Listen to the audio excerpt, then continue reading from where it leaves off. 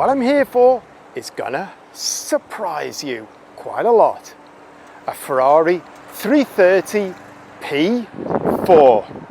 You weren't expecting that, unless of course you looked at the intro to my video and the thumbnail.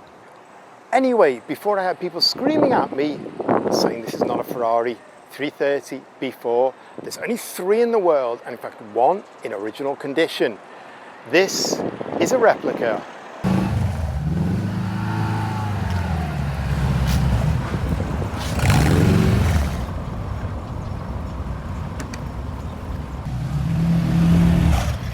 Now we know it's not a real P4, it's a kit build.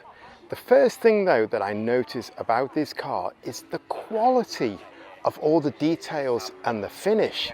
Absolutely amazing. Usually with these kind of builds, especially in Thailand, the quality and the finish isn't there.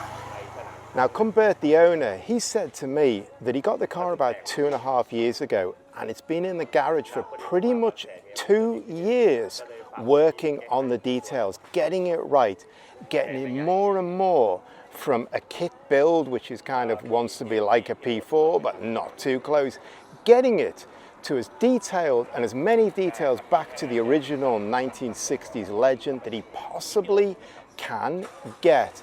And clearly it really shows. I'm just going to pick up a few of the details that he's told me that he's done. These wheels, these modern wheels he got from Japan, absolutely Ferrari style. The badging, and then we've got the dive plates on here, and apparently the headlights, a lot of work went into getting them. He completely replaced them, and you can see period style lights with those chrome bezels with adjusters round it. This perspex he had done, again, all these details. He's worked really hard to get the car absolutely right, and the finish is fantastic. And on the back end, apparently from the original car that he got, he's completely replaced that whole back end and done it P4 style. Looks fantastic. I love these classic chrome style engine cover hatches on it. The exhaust tips here coming out, all really nice. And another detail that really I like here, going back to the wheels, these are Dunlop tires. It feels like a racing tire from the 60s, although luckily it looks pretty new. Beautifully done. And that's the first takeaway I have from this car, is the finish is absolutely fantastic. Way more than you expect from a kit car.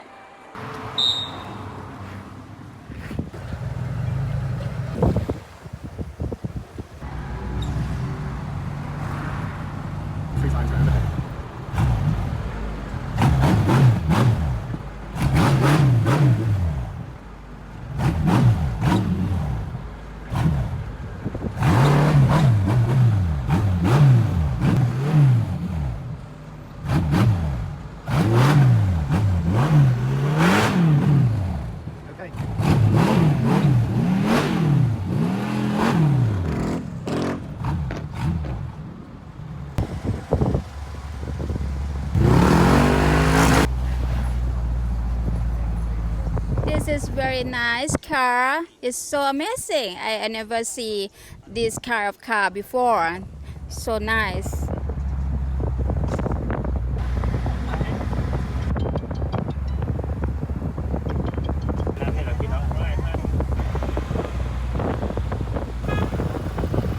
It's time to sit in this car and feel what a 1960s Le Mans driver felt. And I'm going to skip opening the door. I'm just going to step straight into this car, a bit slower than a racing driver would do, and squeeze myself in. And the first thing I've got to say is I would need to do some adjustment here. I'd need to move the seat, tip back a little bit, get myself low, because my head is straight into the windscreen surround here. But if I can just push myself down low, that is an amazing feeling position. I feel like I'm in a racing cockpit. This glass is coming at a crazy angle. And really the first thing I notice is these 2 wheel arches are unbelievably big. The visibility is knocked out. When you're sitting down, you've got these 2 massive arches right on either side of you and a bonnet going down. And this car has been designed to be as low as it possibly can. They've pushed the bodywork as low as they can so the wheel arches bulge really high. And this cockpit looks fantastic. I am transformed back to Le Mans. The dashboard is pure racing style. It's got like a hard plastic top with riveted in place. Got a single speedometer here. It's got a carbon fiber insert. Then we've got the oil, water gauges, and we've got a fuel gauge as well. And we've got these racing style flick switches. Momo Ferrari steering wheel and a real nice single shifter, and the red knob is absolutely perfect on top. This car is really, really low, and the visibility everywhere is fantastic. Out the back window, because you've got this big spaced roll hoop, you can see really behind, and already there's someone wanting to look at the car closely, getting in my visibility here, but really, really a lot of visibility. You can see that engine cover, so you can kind of sit in this car and you can enjoy all the details when you're driving. Lovely cockpit. The sills are really wide. I've never seen anything that wide. It must be that wide to step into this car, so it's a good job I'm tall. But really the takeaway for me of getting in this cockpit is just how low and how big those wheel arches stick up. What a fantastic experience to sit in this car. So let's try and work out how the door opens. It's got a really neat racing style catch here, if I can do it one-handedly, probably a bit slower than you do in a pit stop, and the door swings up, and that's nice, and it's very, very light. And I like the way the air intake gives you like a handle on the side here. This has got proper racing style fasteners, and we haven't got a screwdriver, but luckily we have a classic car collector here. And if anyone can improvise, this man can improvise and get us into the car.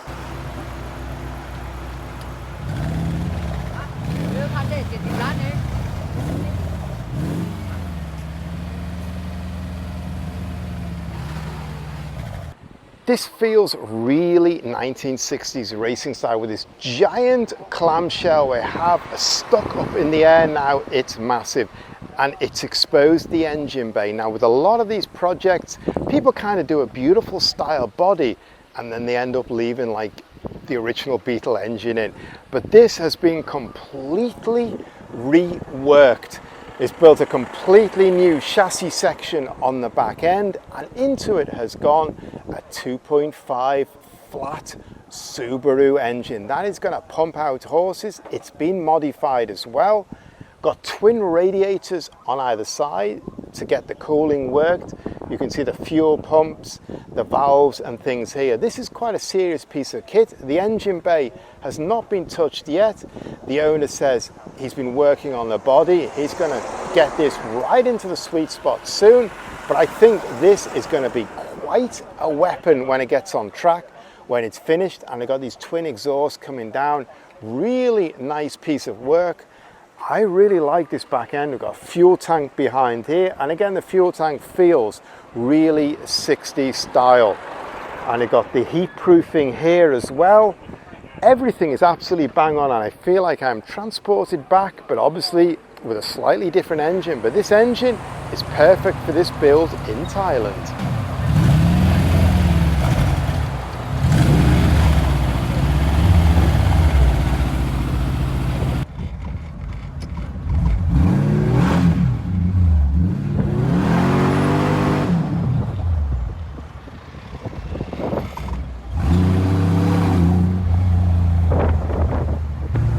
The first thing to say about riding in this car around Bangkok, everyone grabs for their phones. As soon as they go past, their head comes up in shock and they grab for their phones.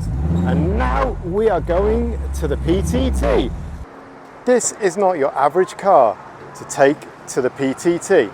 And the first thing I have to do is put a rag down in case the filler scrapes the paintwork. This is something very, very different.